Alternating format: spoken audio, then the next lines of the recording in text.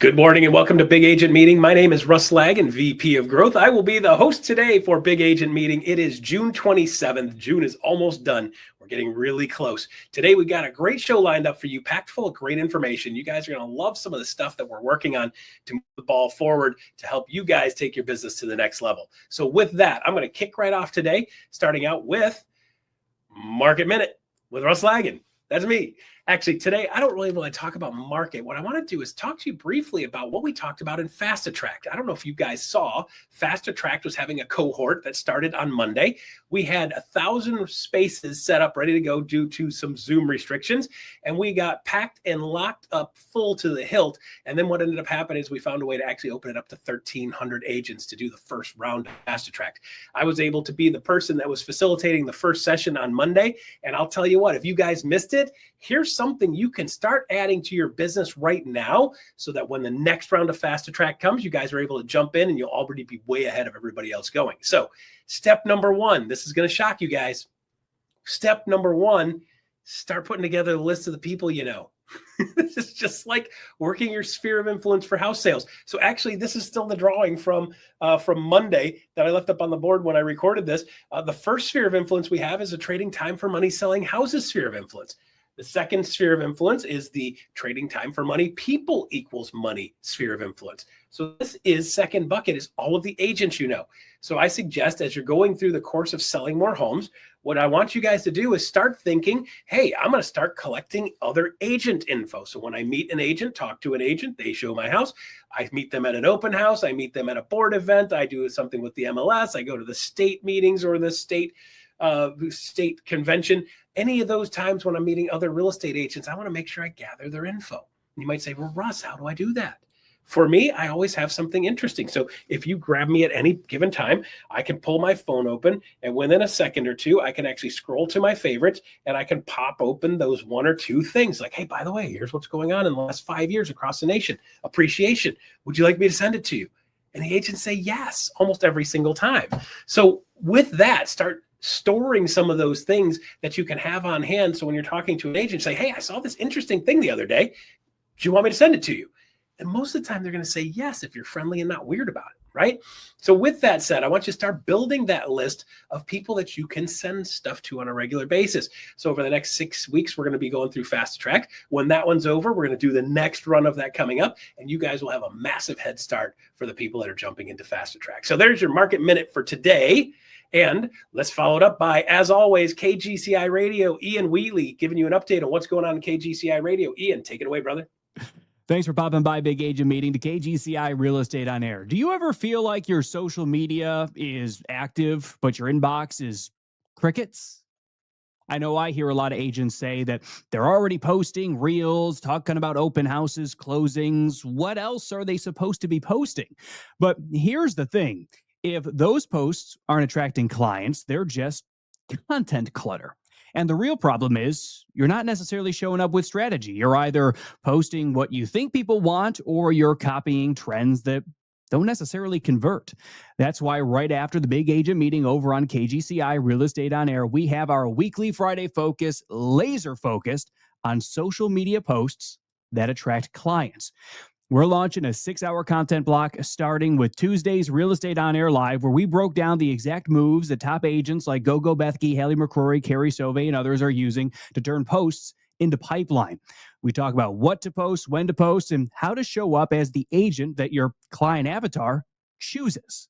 And the best part, you can catch it your way. Streaming at realestateonair.fm, on demand wherever you listen to podcasts, including Apple, Spotify, iHeart, and more. Or the best of both worlds with our always free KGCI Real Estate on Air mobile app for seamless integration with Apple CarPlay and Android Auto. Just scan the code right here, right now. Tune in, take notes, start posting like a pro all day today with our Friday focus, social media posts that attract clients only on KGCI Real Estate on Air.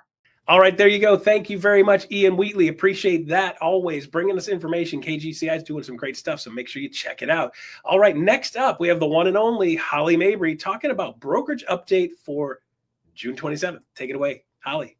I love getting to be with you. And more importantly, I love getting to be with you when we can bring you tools to help protect our buyers and sellers. And today's no different. The more proactive that you and I can be in advocating for our clients, it makes all the difference in the world. Well, something that's been happening quite a bit in the last 12 months is title and deed fraud.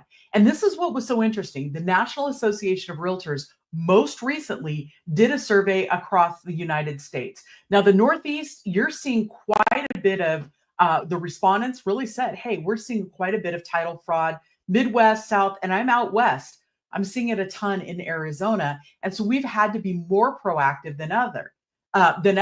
Now, this is also what's interesting. Owner-occupied houses, about 12%, but vacant land, by and large, is where we're seeing the most fraud. And typically the way this happens is a potential fraudster will call to list the property saying that, hey, whatever the county is showing is not correct. I've moved. I need to get this property listed. And they will actually go forward, list the property, get it under contract and sell it.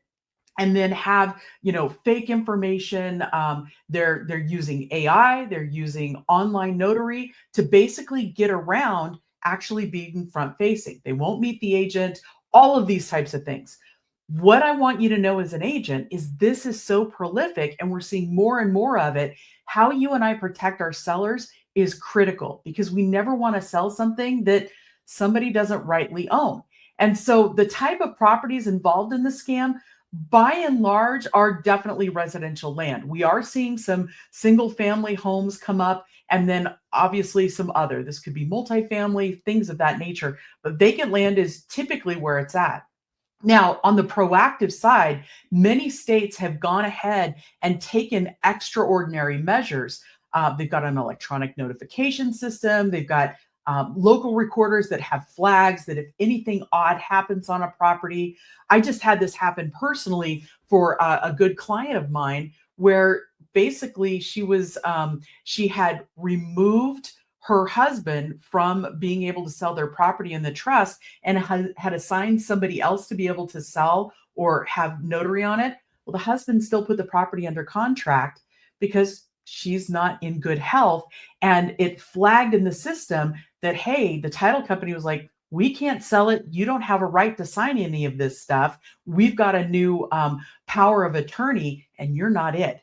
This was so important. And I share this with you because these systems are working. So states where, according to the National Association of Realtors, where we're seeing a lot of this, Arizona is leading in it. We're seeing everything from deed and title fraud to even elder abuse that is being covered by these electronic notification systems, the freeze in the system on the title, all of those types of things. But this is where it gets really important. We here at EXP want to make sure that you've got everything that you need because as you can see, not every state's on this list. And we want to make sure that you are at the top of your game as you're proactively taking care of both your sellers and your buyers. So we are launching the Deed Fraud Toolkit. This is for both EXP Realty as well as EXP Commercial. If you go to www.exptoolkit.com/deed fraud, you're going to find a whole litany of information to help protect you and your seller. Now, this is what's even more exciting. We have the entire month of July focused with classes and training in every state. So your state broker teams are going to be leading this training to help give you best practices, good ideas, and things to look for. Now, just a quick high level, red flags, yeah, we've got those. And those are on the toolkit, as well as how to verify seller identity, next level for remote transactions, like what to think about, because I work with a lot of folks who don't live locally anymore. It's second home, it's vacant land. Okay, great. How do we make sure that who I'm talking to is really the owner of the property? And also best practices as far as property verification and owner verification. We've got all of that both in the toolkit as well as the training that's going to be coming out all through the month of July. Now, let's talk about Trust But Verify, because I never want to leave a Friday without sharing with you some great tips and tools you can use right now today. In the Trust But Verify, I know for me, I've always pulled county records. I don't care who I'm talking to, who's the owner of record on county. And then I want you to take it one more step. I want you to use your Forewarn app that many of you have access to, but a new website that I use quite a bit is fastbackgroundcheck.com. I've been able to look up people there, see their mailing records, and then ask additional questions like, hey, can you tell me about the property? Tell me about something unique. If I go out to the property and I'm walking along, this vacant land, what are things that I notice? Is there a tree? Is there utilities? All of those things. But then I'm also asking about, hey, I see you used to live at, can you give me the last couple of addresses that y'all lived at? Those types of things help tremendously. But also our regulatory relations team led by Anna Ludke have come up with an amazing seller verification letter. And this is something that is a bit more traditional, but allows you to send out to the seller of record on county records, hey, is this really you? It's made a huge difference in being more proactive. So as we head into the month of July, I want to empower you. Get to your state broker meetings. I know it's hot out. I know there's a lot going on, but that state broker meeting, whether you catch it live or on demand, will make a huge difference. And then many of your states will be hosting specialty trainings to help you with implementation of the toolkit, as well as a better discussion of as far as what you're seeing in your state. And is one of your states having these extra things that either the legislature or the county recorder has put in place to better protect who we serve and how we serve? Guys, I love being with you, and please dig into the toolkit. I would love your feedback and share it with a friend. They don't have to be at EXP. We want to give them all the information so our industry gets better. We'll see you soon.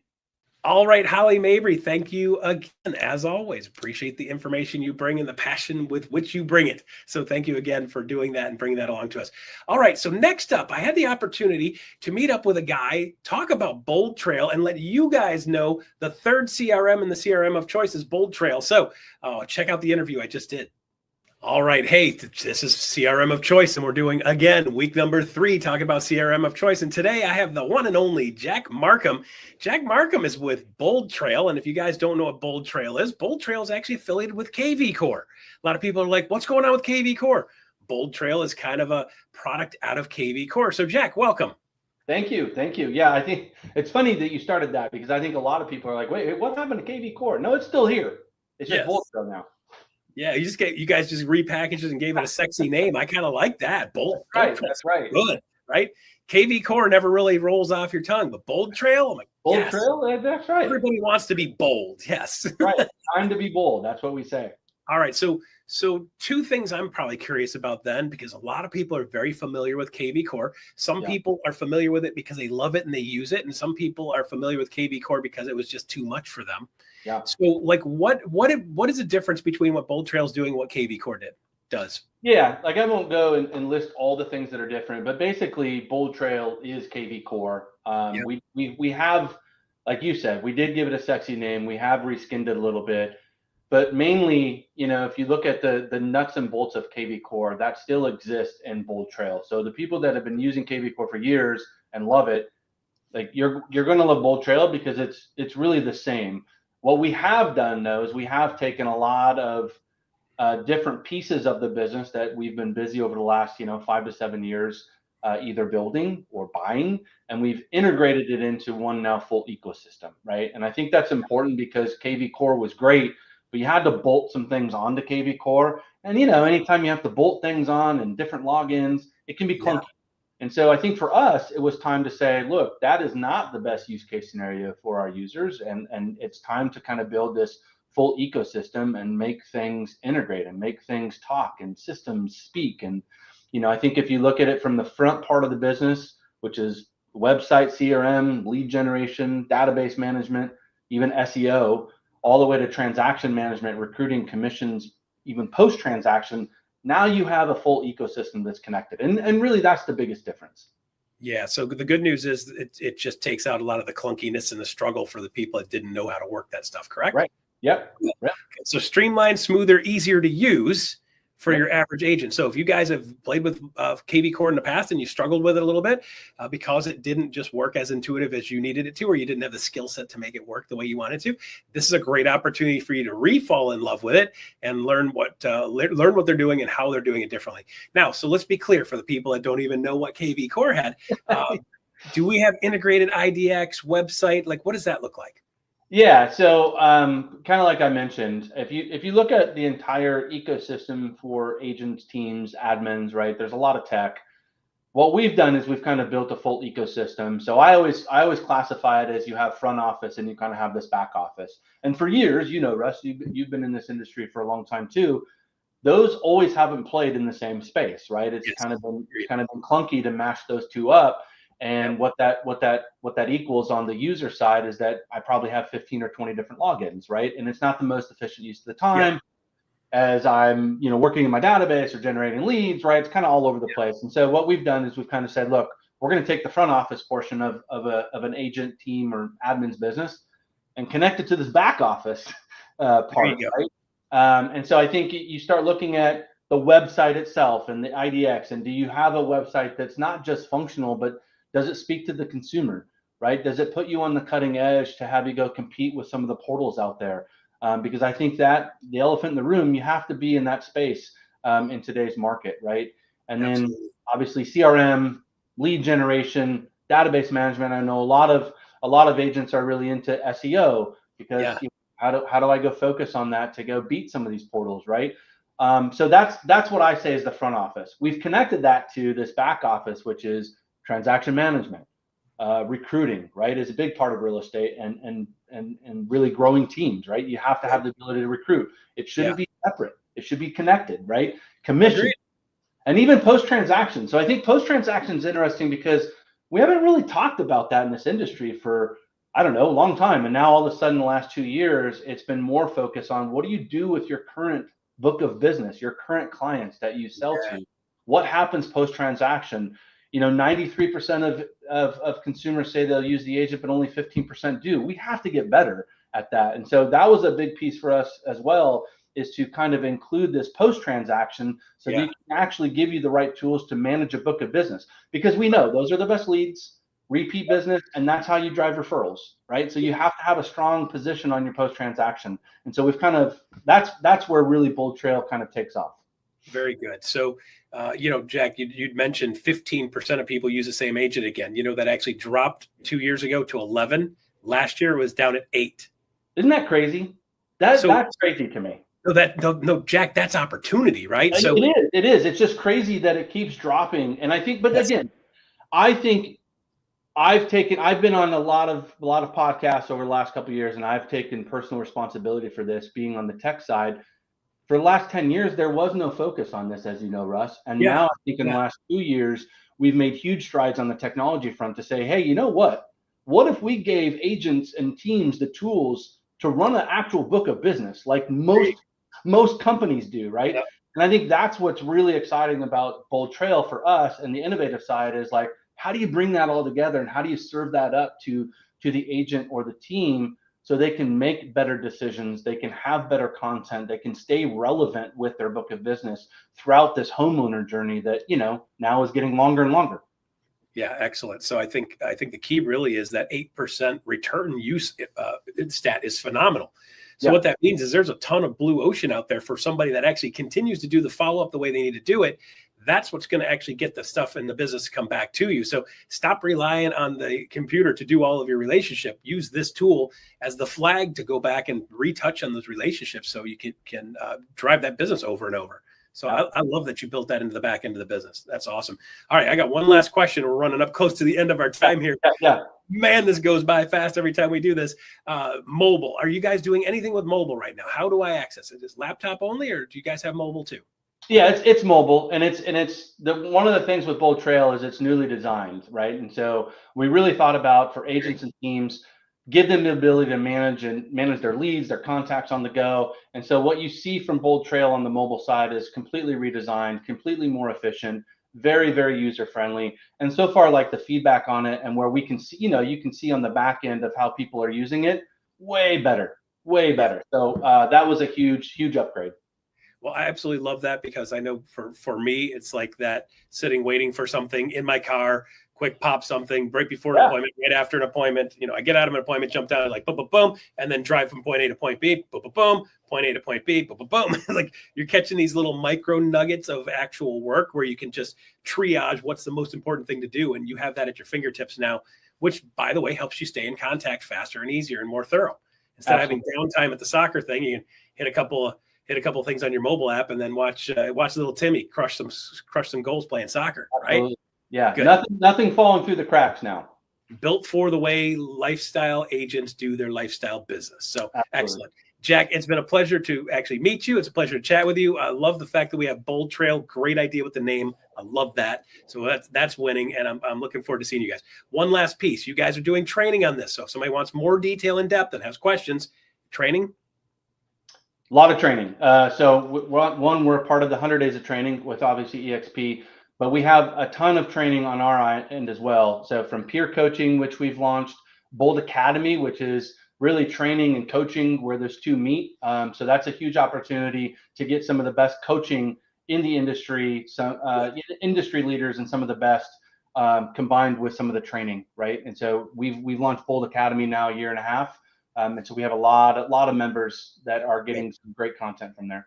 Good. The parts and the pieces and the support from people that are doing the job like we're doing it, that actually can connect with people that understand the frustrations and understand how to work through them. That's fantastic. So I love that you guys are doing that. So Jack, thank you very much for coming by today.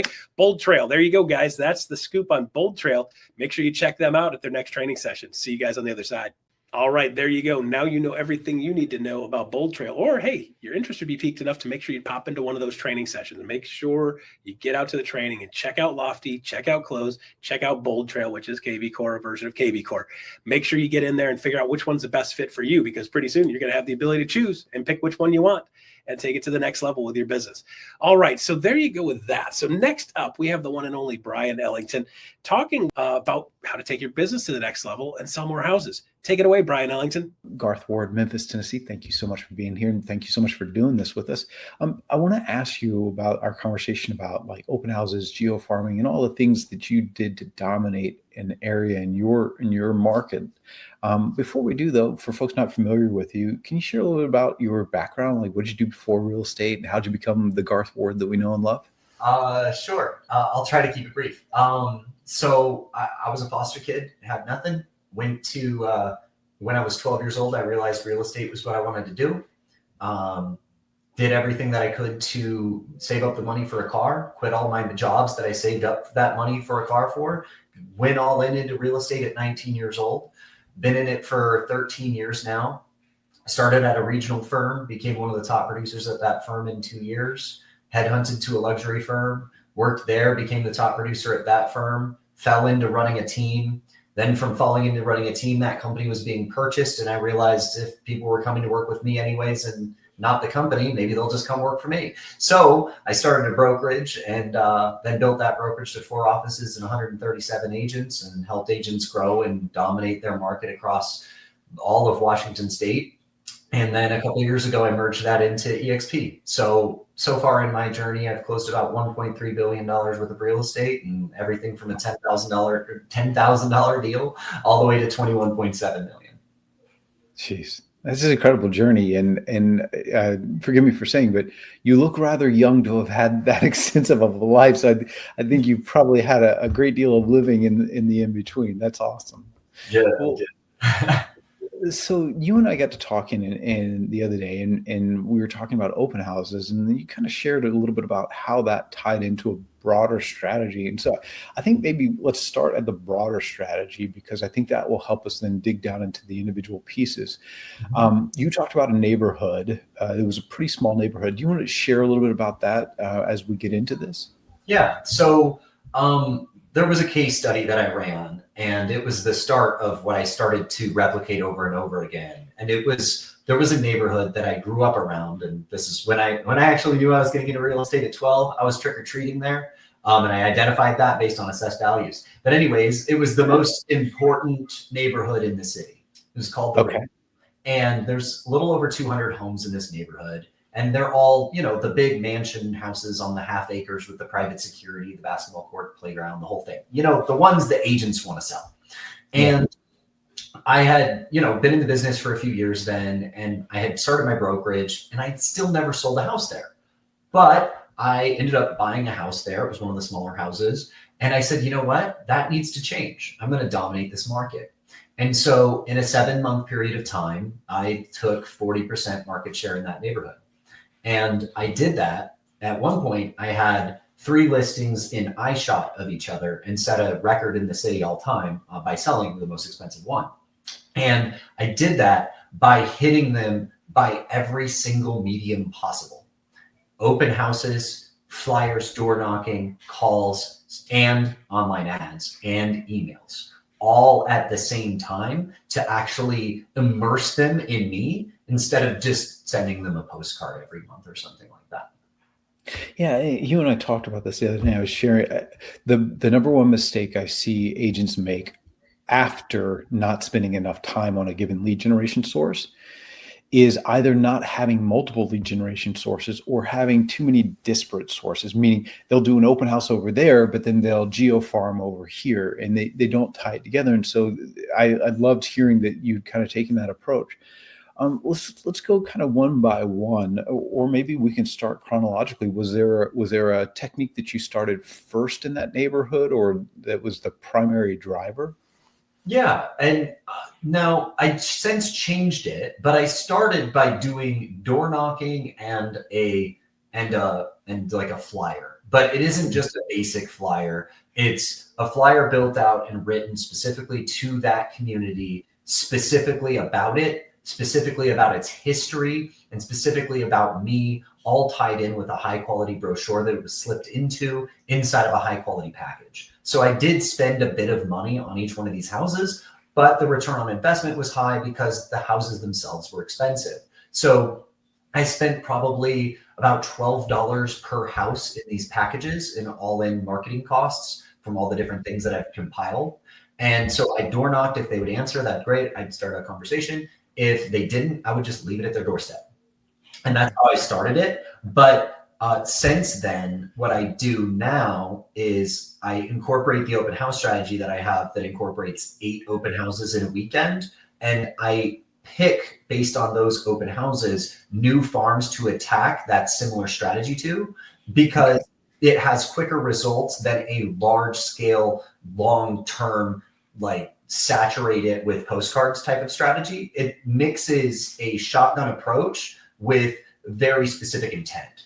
I want to ask you more about that, but I want to go back to the door knocking thing because the top agents that I've known in various brokerages that I've been part of, they were all door knockers.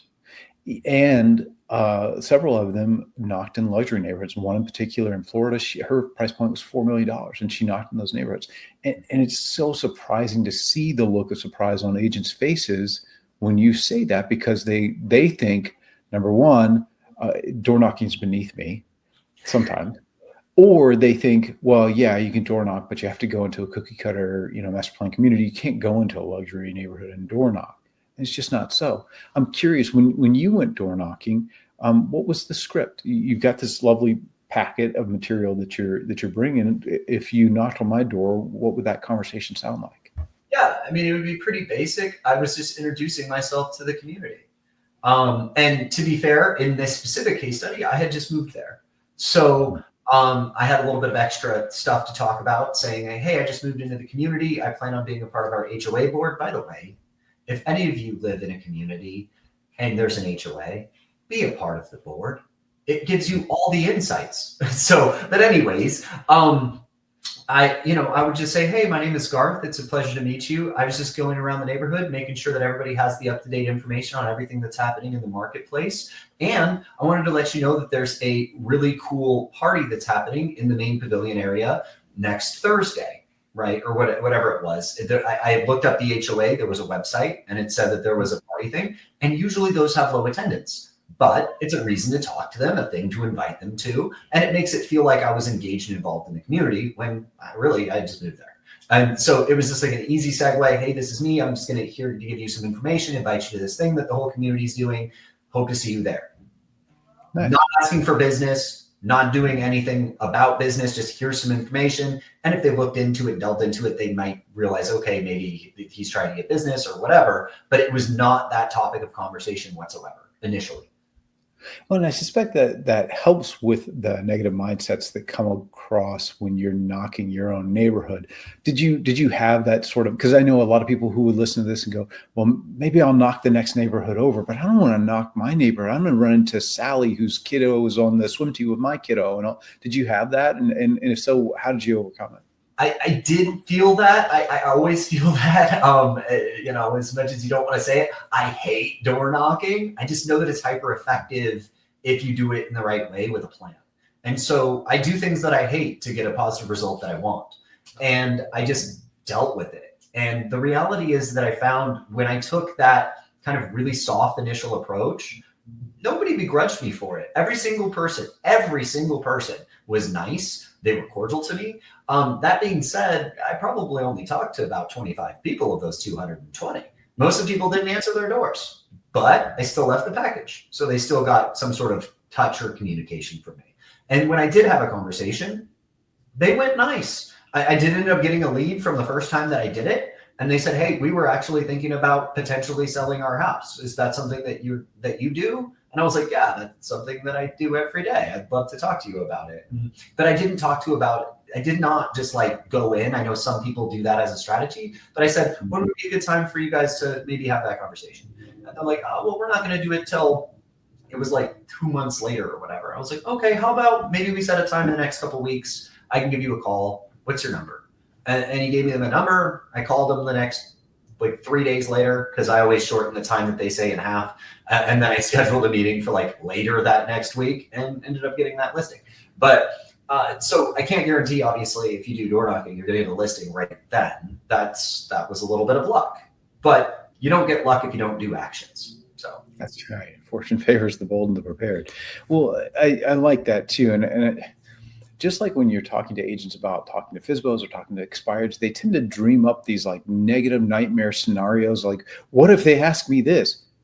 They're not going to ask you that. And same with door knocking. I found, having done door knocking myself, but people's biggest concern is like somebody's going to just get so hyper aggressive with them, or, make them feel small or something like that. And in my experience, there are jerks occasionally, but that is not the vast majority of people. The vast majority of people are cool.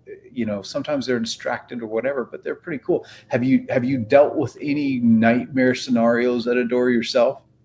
I did. Oh my gosh. My worst one was I was door knocking midday, and it was a like upper middle class neighborhood. And most people weren't answering their doors that day, but the one guy that did it with a weapon. Oof. And he was so mad because I rang the doorbell and woke up his baby. And I cut my losses. I was out. I wasn't going to pitch him. I was just like, I'm so sorry, sir. You have a great rest of your day. And I booked it. I was out. But that's so strange. To be fair, I have probably been to over 100,000 houses. And that's only happened once. Most of the time, it's pretty fine. I mean, the normal begrudgingly person is just going to be like, go away. It says no soliciting or something like that. Like, if that's too stern for you, grow a thicker skin. Like, that's it. That's most of what you'll get, or you'll get reasonable people, or they'll just be not interested or whatever. But it's usually really pretty tame. Yeah, I had a poor woman who was it looked like probably like 2 or 3 months into postpartum with her. And she came out screaming at me because I had woken her up and her baby up. And I just, I took it on the chin. I've got 4 kids of my own. I understand what that's like. So yeah, but for the most part, people are pretty cool. And if you're coming with value like you did, you've always got that to rely on. Hey, I'm not here to solicit. I'm just here to share information with you. So I'm going to go back to the open house strategy. You said you do 8 open houses in a weekend. Tell me about that. What does that look like? Is that the same house multiple times, or are you literally doing 8 different houses? It is 8 different houses. And so what I kind of did initially is I came up with this open house strategy to get quick clients. And then I realized I can merge it with my farming strategy. But the open house strategy is this. You take 8 different properties, all at similar price points, somewhat similar to each other. Okay. And you're only holding these open houses for an hour and a half. So you're doing 4 opens on a Saturday, 4 on a Sunday. And what you're doing is minimal signage, no prep work whatsoever. And it's key that you find quality marketed properties that look like they have high intent online activity. If you can get all of those things together, you can drastically increase your likelihood of gaining clients for a multitude of reasons. Because number one, the average agent either doesn't hold any open houses, or they're going to hold an open house on a weekend or the same open house twice. But if you hold the same open house twice, you're not really going to get any extra people because it's advertised online. And from my research, over 95% of the people just find it online anyways. So instead of trying to cater to the 5%, I'm just going to cater to the people that are the masses. So if I can increase my likelihood by 8 times in a weekend to potentially get clients, I'm going to do that. But it's more than 8 times, because especially if you're a new agent, you're going to be walking more product, understanding more neighborhoods, being toe to toe with more people because you have slightly different demographics of people that are going to see different houses. So you're going to talk to more people in those 2 days. And there's the added benefit that if you're at similar price points, that you see the same people multiple times in the same weekend, drastically increasing the likelihood that they think that you are the authority figure and the expert specifically in this area and their price point, and it increases the likelihood that they want to choose you. All right, so there you go. That's the show for today. Last thing we got left is what we do at the end of every show is pop up a QR code so you guys have the ability to actually let us know on a scale of 1 to 10 how we did today. Did we bring something of value to you? If you got something out of this today, give us a good rating. If there's something we need to improve, make sure you give us a rating and let us know that too. We always check these out every Monday and make sure you guys have a say in what we're doing at Big Agent Meeting. All right, that is it for June 27th, Friday. The only thing we have left is iConversations coming up next. I'll see you guys next week.